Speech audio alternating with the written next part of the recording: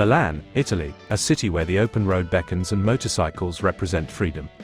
At EICMA 2023, Bosch gears up to unveil an array of innovations tailored for the modern rider, enhancing safety, connectivity, and efficiency.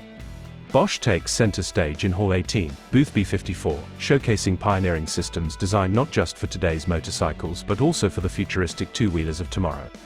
Bosch's advanced display solutions steal the spotlight, offering riders real-time information without compromising on road awareness.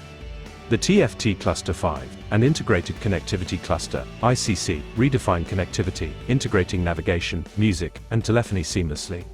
Safety takes precedence as Bosch revolutionizes motorcycle safety with systems like Motorcycle Stability Control, MSC, and radar-based assistance. These innovations can potentially prevent accidents and improve riders' safety significantly.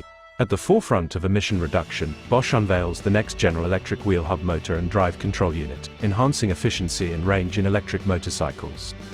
Their commitment to sustainable combustion technology aligns with evolving emission standards.